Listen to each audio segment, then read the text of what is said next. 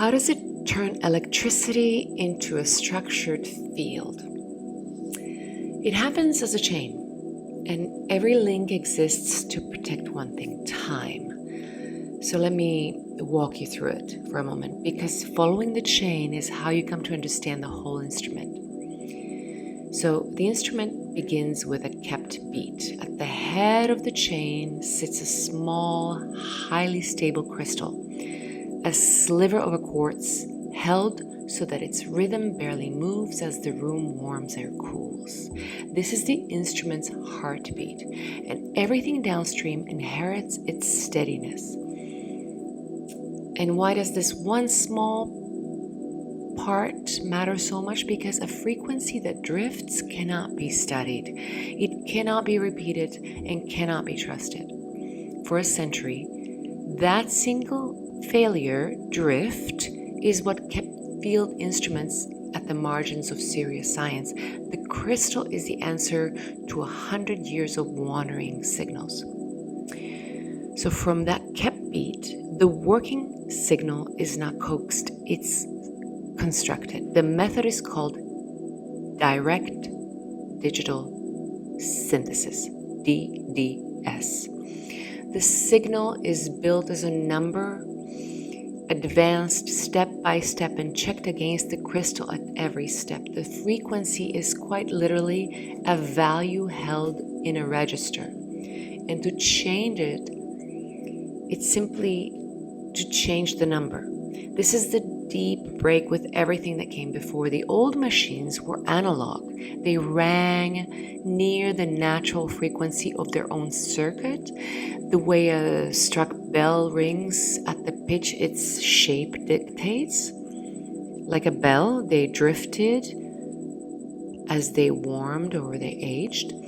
A synthesized signal is not something you can ring. It's commanded, it's designed, it's precise. It holds because it is a computation, not a mood.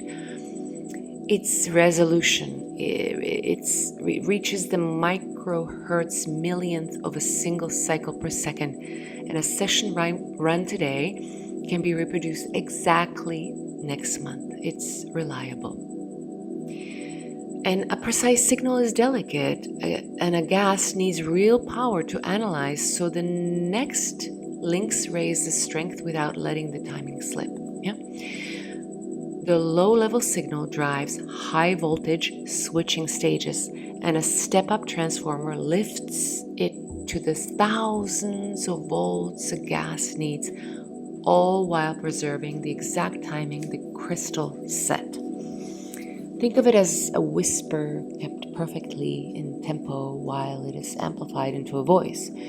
And then the final link of the chain, the one no ordinary circuit contains, the high voltage, precisely timed signal enters the sealed vessel of a noble gas. The gas breaks down in cascade, the first freed electrons freeing others, and it's a chain reaction. In a fraction of a second, the whole bulb, the vessel, becomes plasma, pulsing in exact synchrony with the signal driving it. The glow appears, and then the field fills the room. So the chain is this: a kept heartbeat, a constructed signal, and that signal raised in power without losing its timing, and delivered into a gas that becomes a plasma antenna and radiates the field. Every stage guards the same precision, fidelity to the original beat. Power is easy. Power that keeps time is the unique achievement of this unit. Now, the art of noticing. Here is how we can think of it. Think of any good musician keeping the perfect time while playing louder and louder and louder.